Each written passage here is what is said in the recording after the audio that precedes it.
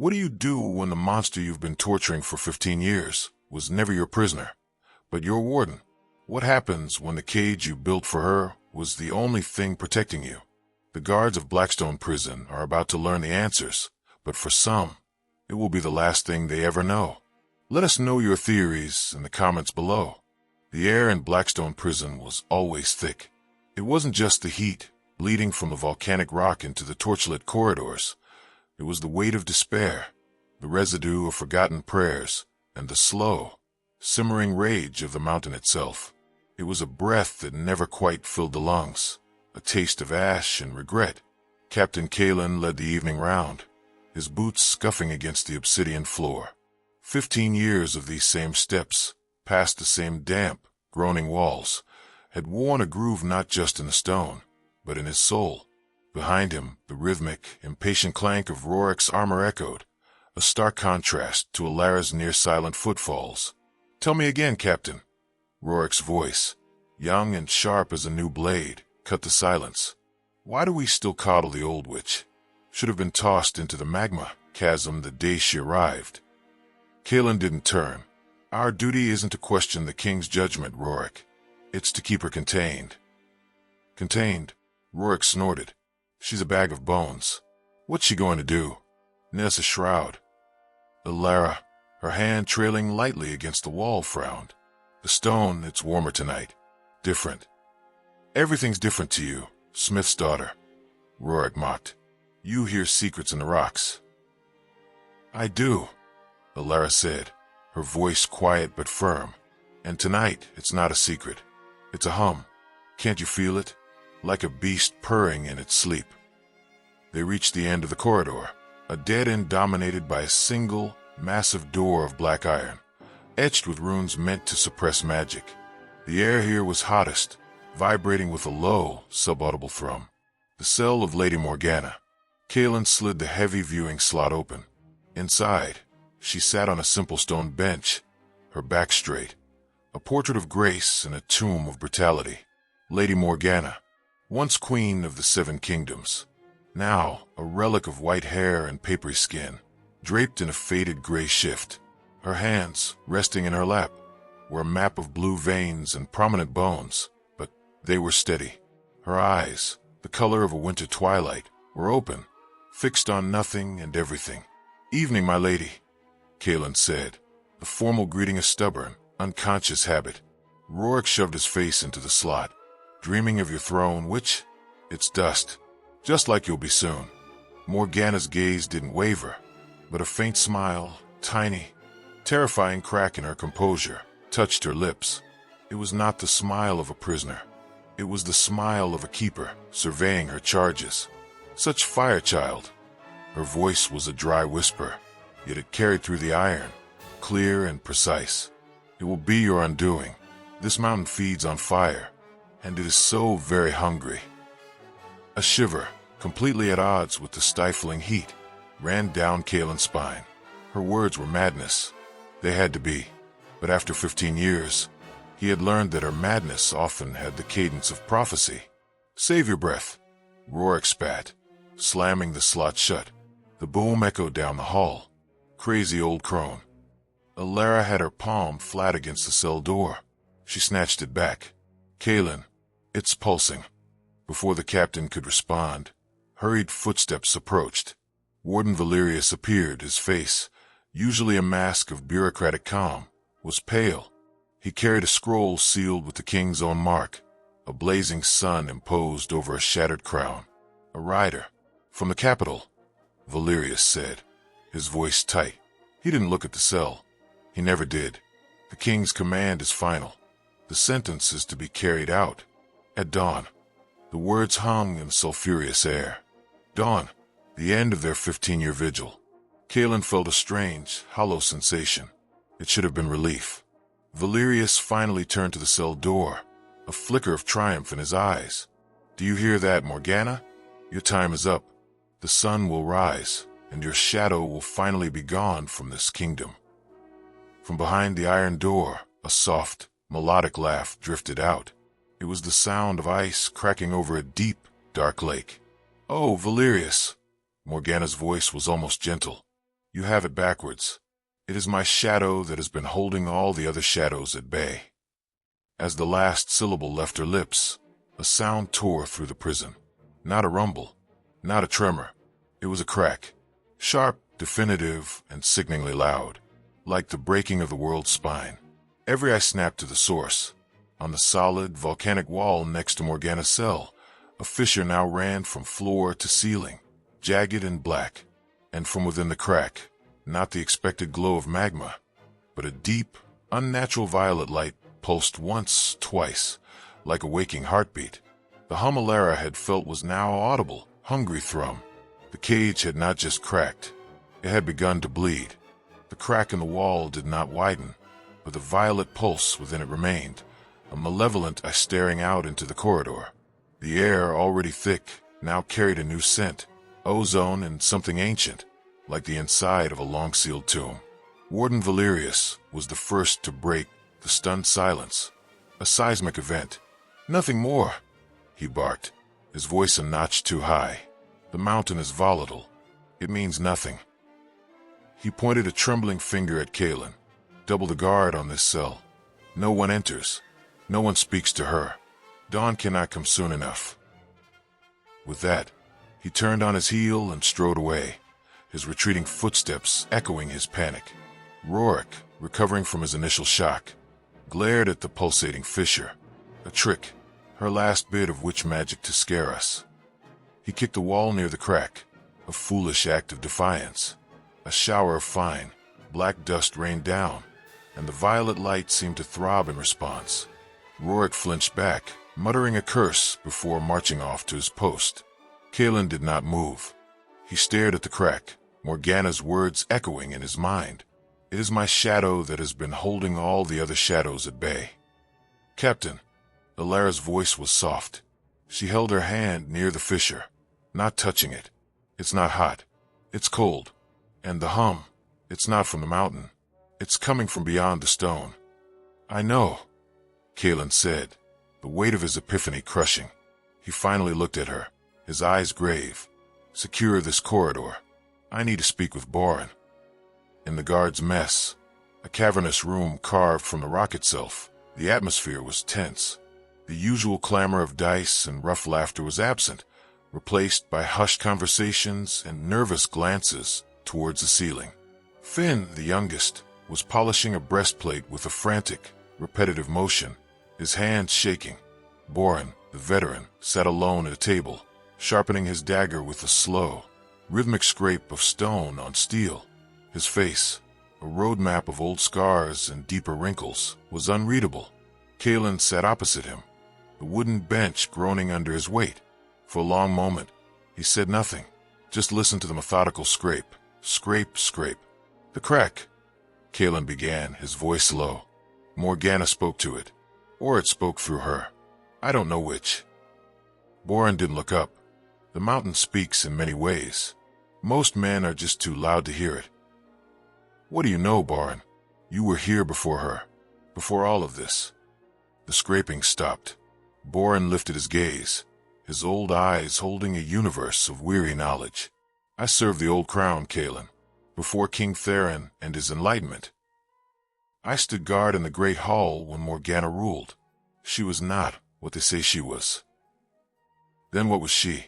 A warden, Boren said, the word hanging heavy in the air.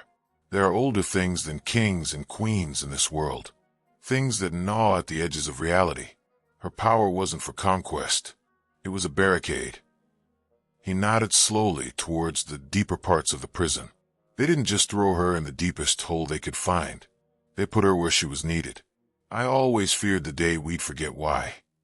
A cold dread, colder than the air from the crack, seeped into Kaelen's bones. Valerius is proceeding with the execution. At dawn, Boren's face fell. He looked every one of his 60 years. Then he is a fool, and we are the instruments of our own doom. To remove the keeper from the lock. He shook his head, a gesture of profound, helpless finality. The stories my grandmother told. They spoke of a hunger that slept under the world, a silence that devours sound, a cold that extinguishes fire. Morgana's line was the flame that kept it at bay. As Boren spoke, Finn, who had been listening from his bench, suddenly dropped his breastplate. It clattered loudly on the stone floor. He didn't move to pick it up. He was staring into the middle distance, his eyes wide and unfocused. "Finn," Kaelen said. The young guard didn't respond. His lips were moving, forming silent words. "Boy." Boren's voice was a whip crack. Finn jolted, blinking rapidly. He looked at them, his face pale with terror. I heard a voice." "From the corridor?" Kaelen asked, his stomach tightening. "No," Finn whispered, his voice trembling. "Not from there. From everywhere. From inside the stone. Inside my head." He swallowed hard. It knew my name. It said it could give me a sword that would never break. A name that would never be forgotten. Kaelen and Boren exchanged a look. The arrogance of Rorik was a known, manageable poison. This was something else entirely.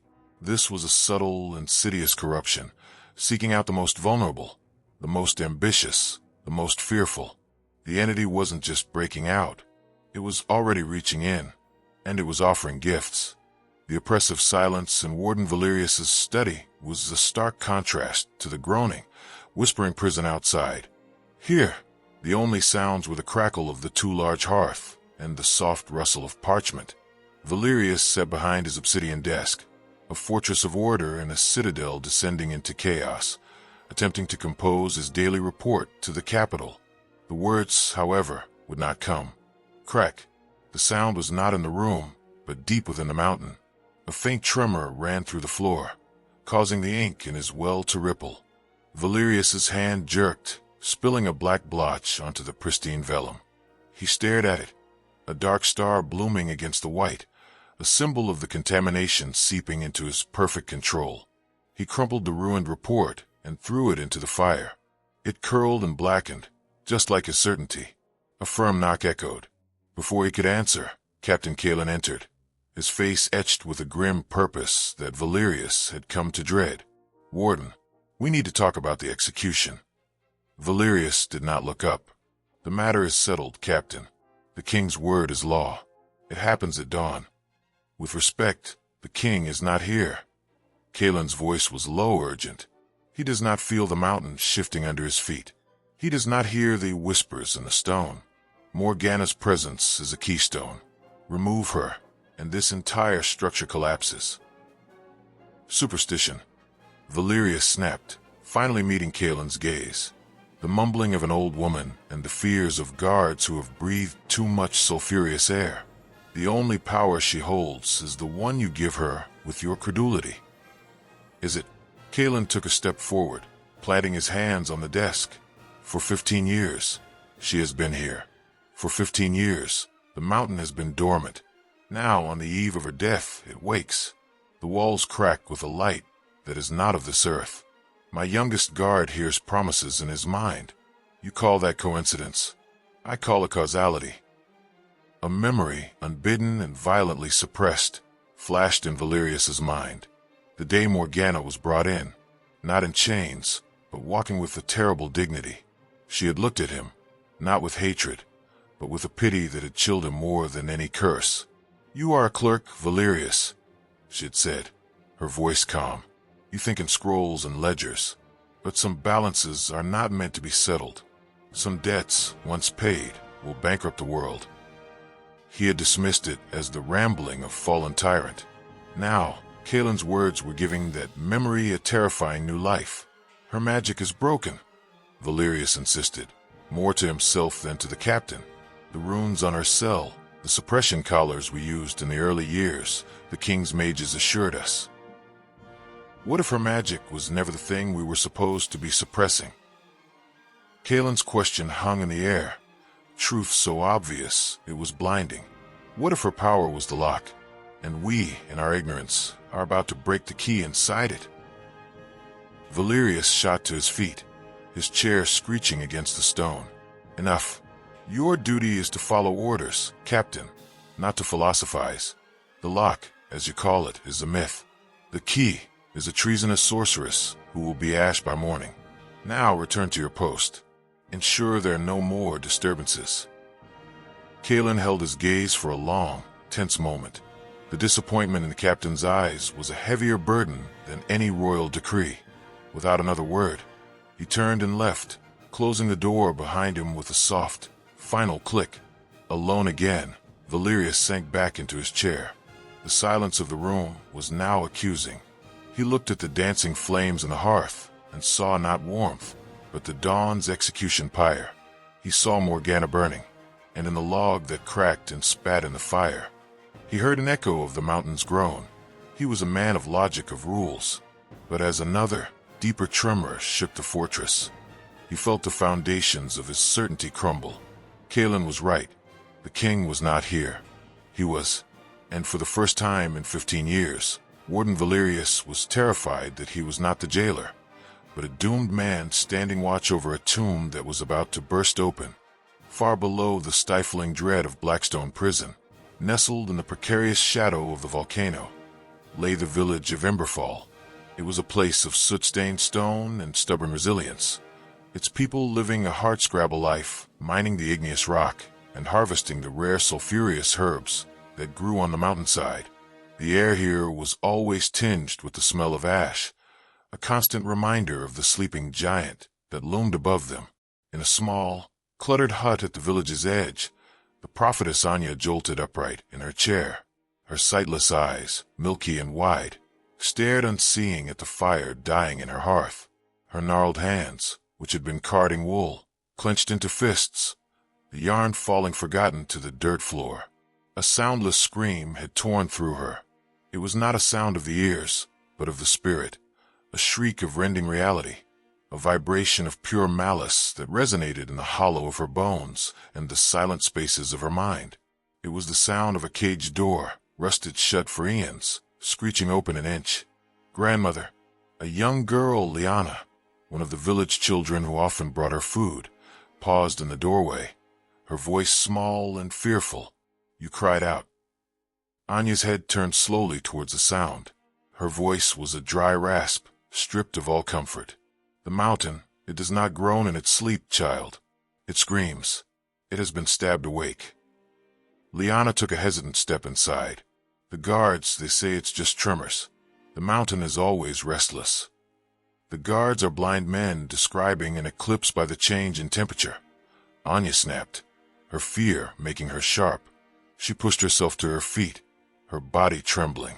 They have agitated the old blood. The warden in the stone is threatened. The balance is breaking. She stumbled towards the door, her hands outstretched, feeling her way. Liana rushed to her side, guiding her. Where are you going? To the elders. To anyone who will listen. We must send word. They must not harm the crone. The village square was a wide, dusty circle where the paths from the mines converged. A few villagers were gathered around the central well, their conversations halting as the blind prophetess emerged, led by the frightened girl. Joran, hear me. Anya called out, her voice cutting through the evening air. A burly man with a thick, black beard turned. Joran, the village headman, his arms crossed over his leather apron. Anya, what is it now? More portents. It is no portent. It is a happening, she cried, pointing a trembling finger towards the brooding peak of Blackstone. The seal is cracking. The fire that sleeps is not the mountain's heart, but a cancer upon it. The old queen is its keeper. They must not execute her. A few villagers exchanged uneasy glances. They respected Anya, feared her vision sometimes, but life under the mountain was hard, and fanciful tales did not put bread on the table. The old queen is a traitor, Anya, Joran said, his tone weary but firm. King Theron's justice is long overdue. The rumblings are a coincidence. The mountain has shaken before. This is different, she insisted, desperation clawing at her throat. Can you not feel it? The air is not just hot, it is hungry. The silence between the tremors is not empty, it is watching. You must send a rider. Warn the warden. If the crone falls, the shadow she casts is all that stands between us and the devouring dark. Her words, so stark and full of raw terror, caused a ripple of unease. But Joran shook his head, a gesture of finality. I will not send a man up that trail at night on the word of a bad dream. The king's business is his own. We are but miners and herb gatherers. We do not involve ourselves in the affairs of kings and prisoners." The finality in his voice was a door slamming shut. Anya stood, defeated and trembling, the truth howling inside her skull like a trapped wind. They could not feel it. They were deaf to the world's agony. As the villagers slowly dispersed, muttering about the old woman's madness, Liana remained, her small hand still clutching Anya's arm. "Grandmother," she whispered, "what happens if the shadow falls?" Anya bowed her head, a single, tearless sob racking her frail body. The weight of the coming doom was hers alone to bear. "Then, little one," she whispered, her voice hollow, "then the long night begins, and there will be no dawn." The world dissolved into memory, the oppressive heat of the prison cell bleeding away into the crisp, thin air of a high mountain peak. Not Blackstone, but its sister peak, Serpent's Tooth, years before the reign of King Theron, before the whispers of treason, when Morgana was queen. She stood not as an octogenarian in rags, but in her prime, a woman of formidable power and purpose. Her robes, deep indigo embroidered with silver constellations, whipped around her in a wind that smelled of snow and ozone. Around her, in a wide circle, stood 7 of her most trusted archmages, their staffs glowing with focused power. Below them, in the caldera of the dormant volcano that would one day be called Blackstone, it was not rock they faced, but a wound in the world. A maelstrom of raw, chaotic energy swirled in the basin, a vortex of screaming colors that hurt the mind to look upon. It was not fire nor shadow, but the absence of order, a hungry nullity that drank the light from the air and the sound from the wind. This was the Risden, the unspoken, an entity that had burrowed into the world's heart like a parasite. It had no form, only presence, a crushing pressure against the soul, a whisper that promised oblivion. "It is anchored," cried Archmage Valerius, the grandfather of the current warden, his voice strained against the psychic onslaught. "The runes of binding are failing. We cannot destroy it, Your Majesty. We lack the power." Morgana's eyes, the color of a gathering storm, did not waver from the abyss. She could feel its hunger, a cold vacuum trying to suck the very life from her veins. "We do not need to destroy it," she said, her voice calm, a rock in the psychic storm. "We need to bury it. We will build a prison not of stone, but of will. We will make this mountain its tomb." "A tomb requires a warden," Valerius replied, his face ashen. Who could withstand such proximity? It would devour any guardian's mind in days. Morgana turned her gaze from the vortex to her mages, her expression one of profound, sorrowful resolve. It will not be a guardian of stone and spell alone. It requires a living seal, a consciousness to constantly reinforce the bindings, to stand sentinel against its dreams of escape. Understanding dawned in Valerius's eyes, followed by horror. "No, my queen, you cannot. The strain, it would be eternal. It would consume you." "What is one life?" Morgana said, her voice soft yet absolute, against the silence of all life. She raised her hands. The silver threads on her robes blazed with light. This was the source of a legend. The great magic the history scrolls would later record as a tyrant's display of power. They never recorded its purpose. "Now," she commanded. The archmages channeled their energy into her, a torrent of pure magic. Morgana did not flinch. She shaped it, weaving strands of light into a net of incredible complexity, a lattice of power that mirrored the very laws of reality. She did not push the entity back. She folded space around it, shearing it away from the world, creating a pocket dimension of perfect imprisonment within the heart of the volcano. The mountain groaned, not in protest, but in transformation. The rock flowed like water, sealing the vortex beneath layers of enchanted obsidian.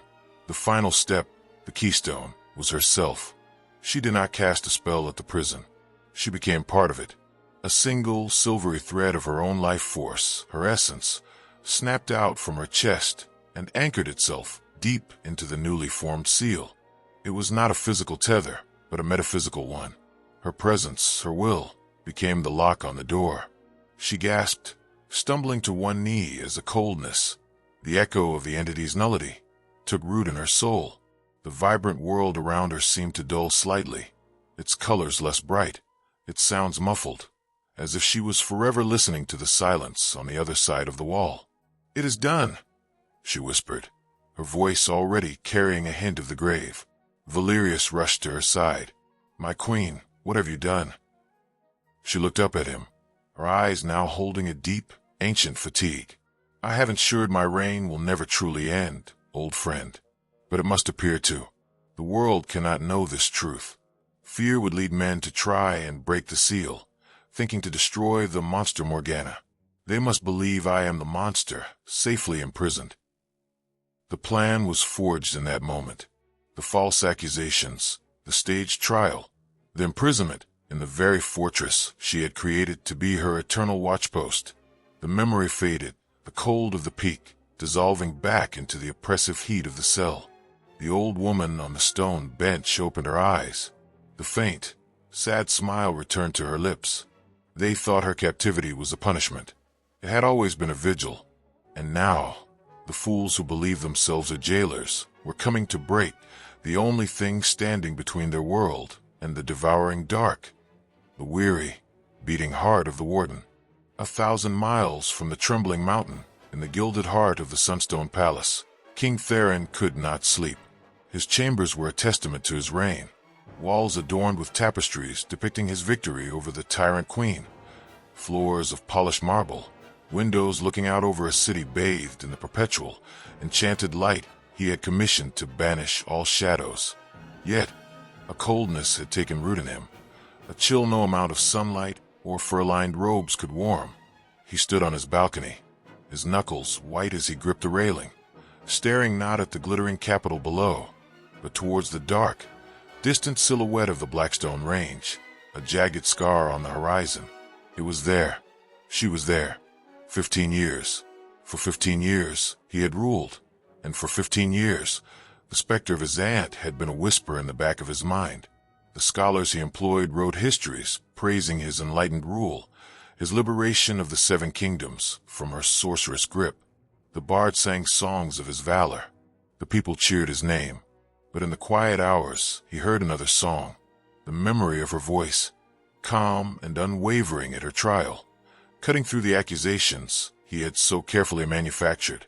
"You crown yourself with a lie, Theron," she had said, her gaze not angry, but pitying. "And you believe the weight of gold is heavier than the weight of truth. You are a boy lighting a candle in a hurricane and calling yourself the sun." He had ordered her gagged then. The sound of her truth was a poison that threatened to dissolve the foundations of his stolen kingdom. A nervous cough came from behind him. His chief advisor, Lysander, a man whose loyalty was as polished and cold as the palace marble, stood waiting. "Your Majesty, the hour is late. The execution order has been delivered. By dawn, the last remnant of the old regime will be ash. You should be resting, envisioning the future." Theron didn't turn. The mountain rumbles, Lysander. Reports from the outposts. They say it's more violent than ever before. "Volcanoes are unpredictable, sire. A geological event. It means nothing." "Does it?" Theron's voice was low, dangerous. She spoke of the mountain. "The day we imprisoned her," she said, "you place me in the one prison that requires my presence. I thought it was the rambling of a defeated woman. Now, I wonder." Lysander waved a dismissive hand. "The ramblings of a sorceress, nothing more. Her power is broken. The runes, the suppression, our mages were certain. She's a symbol, Your Majesty, and at dawn, that symbol will be extinguished.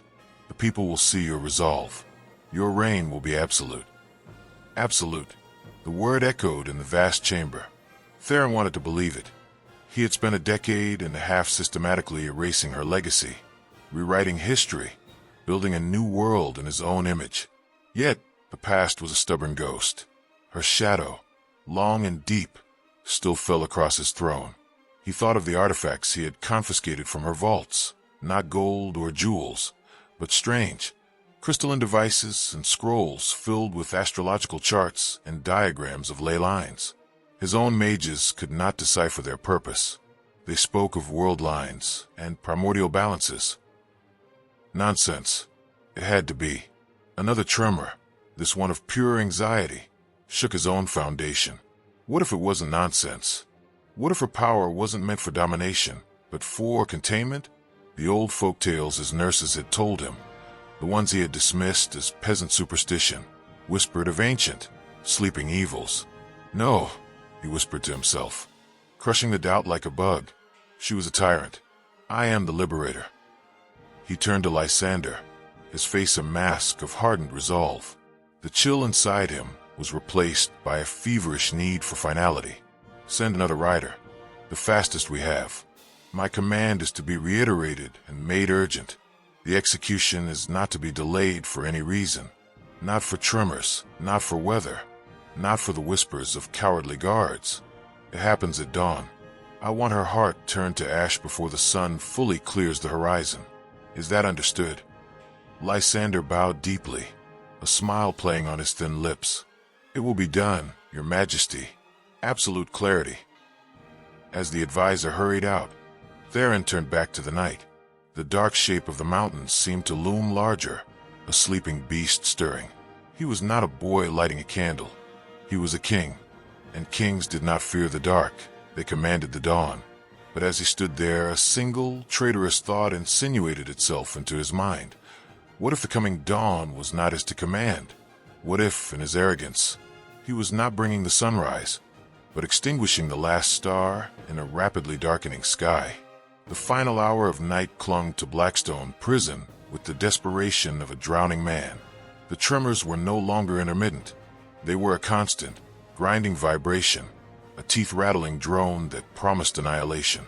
The air grew so thick with heat and the cloying scent of ozone that breathing became a labor. Torches guttered and spat, their flames dancing wildly as if trying to escape the stone itself. In Morgana's cell corridor, the world was unraveling. Ilara stood her ground, her back to the pulsating fissure, her sword drawn though she knew it was useless against what was to come.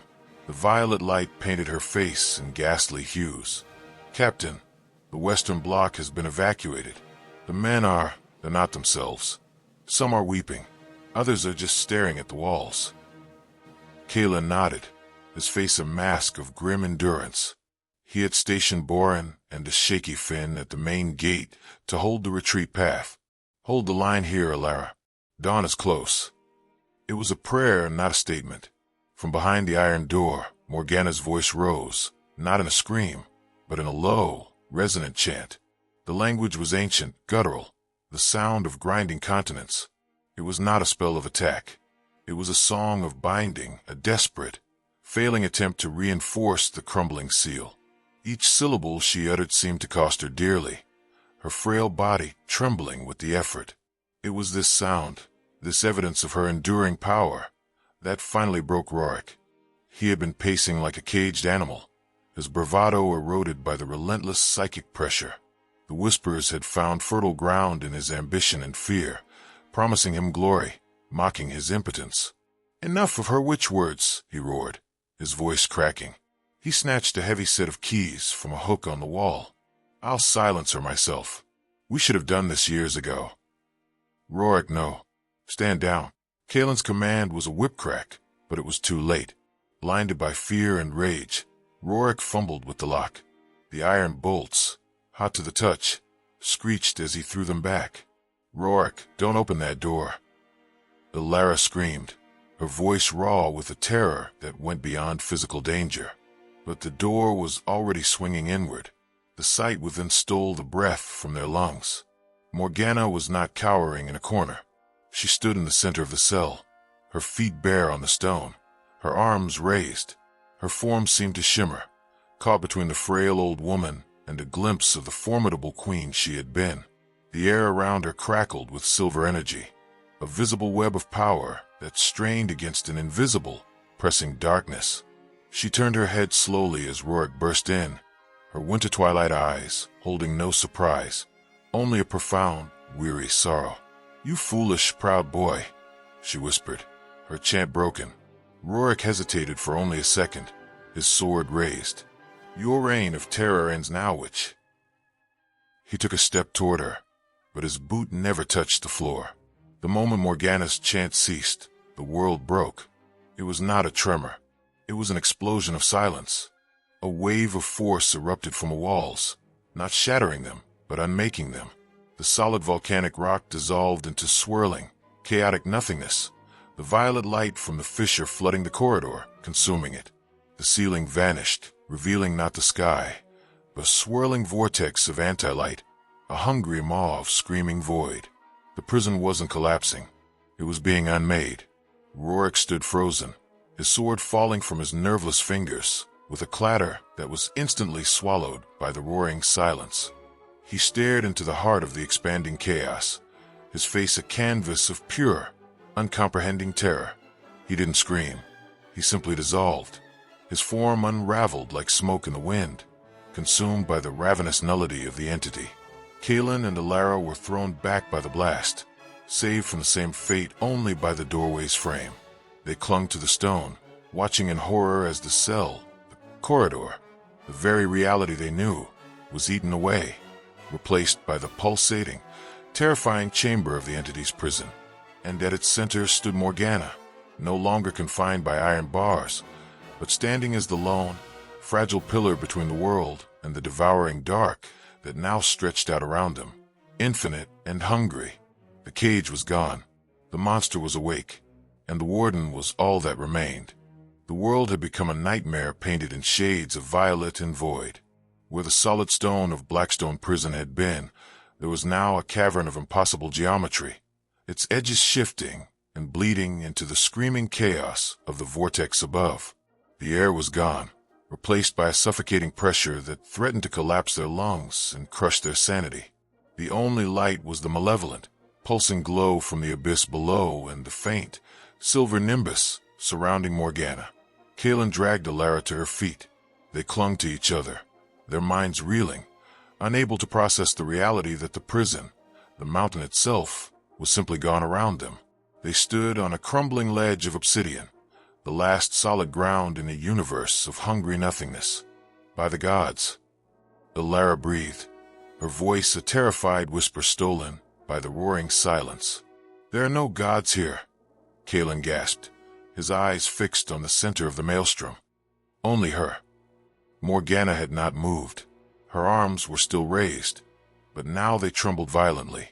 The silver web of her power was a dam holding back an ocean of darkness. They could see it now. Not a cage containing her, but a shield emanating from her, containing the horror that Rorik had unleashed.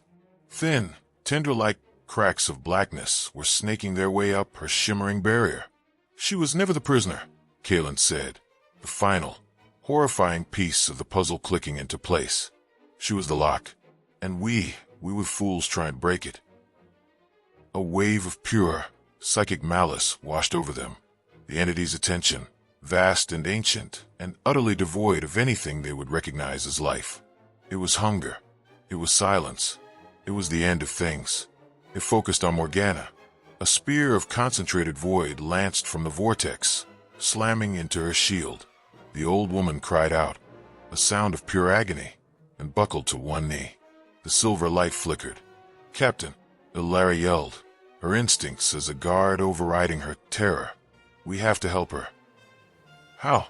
Kaelen shouted back, despair gripping him. What can we do against that? You protect her, a gruff voice roared from behind them. Boren and Finn stumbled onto the ledge, their faces pale with terror, but their weapons drawn. Boren's eyes took in the scene in one sweeping, comprehending glance. He saw the unraveling shield. He saw the warden failing. The stories were true. Boren yelled over the din, she is the seal. We are the guards of Blackstone, by the gods, and our duty is to protect the prison. He pointed his sword not at the void, but at the crumbling ground around Morgana. We hold this line. We give her time. Time for what? Kaelen wanted to ask, but the question died in his throat. The entity, sensing new, fragile minds, sent another wave of influence. This time, it was not whispers of power, but screams of pure fear, images of their deepest dreads made manifest in the swirling chaos. Finn screamed, clutching his head. It's in my mind. It's showing me. It's showing me. Finn, look at me. Boren grabbed the young guard by his tunic, forcing his gaze away from the abyss. It's a lie. All of it. Hold on to your steel, boy. Hold on to my voice. As Boren steadied Finn, a new horror emerged. From the edges of the void, forms began to coalesce, twisted. Nightmarish parodies of the guards Rorik had dissolved, their bodies made of shifting shadow and screaming silence. They were the entity's vanguard, mindless extensions of its will, clawing their way toward the light of Morgana's failing shield. Alara met Kaelen's eyes. There was no more doubt, no more confusion. The king's justice was a lie. Their entire lives had been a lie. But this, here and now, this was the only truth that mattered. Kaelen drew his sword, the steel seeming pitifully small against the cosmic horror before them. But his voice, when he spoke, was steady with a newfound purpose. You heard the man, he said, his gaze sweeping over Alara, Boren, and the trembling Finn. We are the guards of Blackstone, and we hold the line. They formed a semicircle around the kneeling sorceress queen, their backs to her light, their faces set against the advancing tide of nothingness. They were not jailers. They were not heroes. They were the last sentinels at the edge of the world, buying time for the only key that could lock the door again. The things that clawed their way out of the void were not alive. They were absences given form, silhouettes of the guards the entity had consumed, their features blurred and melting like wax. They made no sound, yet their advance was a scream against the soul. The air around them grew deathly cold, and the very light from Morgana's shield seemed to dim in their presence. Stand fast, Boren bellowed, his voice a rock in the psychic storm. He met the first shadow with a roar, his broadsword cleaving through it. It didn't bleed. It unraveled with a sound like tearing silk, only to reform a few feet away. They don't die. Just slow them down. Alara fought with a miner's daughter's precision, her movements economical and deadly.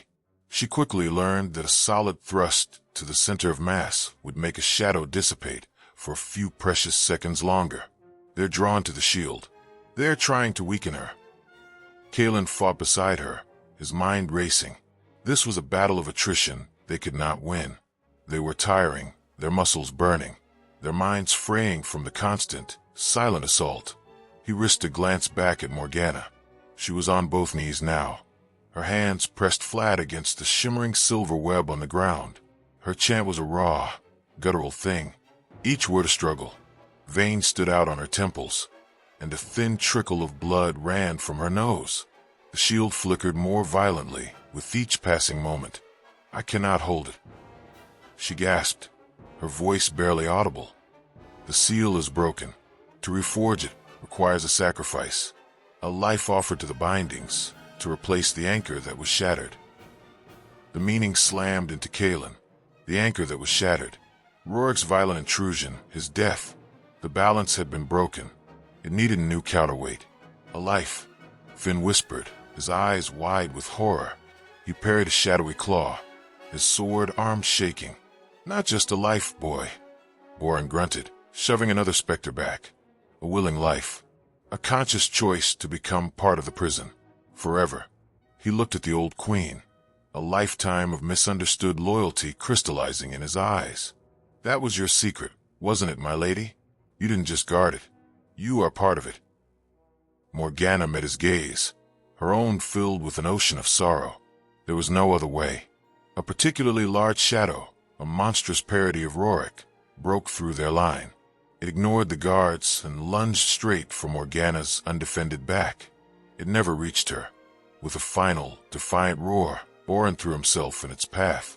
He didn't try to parry. He wrapped his arms around the shifting darkness, his own body blazing with a sudden, fierce, mortal light. The kingdom, he bellowed, a cry for a realm that had forgotten him, for a queen he had secretly always served. The shadow consumed him, but as it did, Boren's life force, his will, his memories, his very essence, erupted in a concussive blast of pure white energy. The shadow and every other specter near him vaporized, buying them a moment of breathtaking, costly respite. The light faded. Boren was gone. Boren! Finn screamed, his voice breaking. But Kaelen saw it. In the instant of Boren's sacrifice, Morgana's shield flared, brighter and more solid than it had been since the breach. The advancing void recoiled, just for a moment. He understood. This was the price. This was the only way. Alara understood too.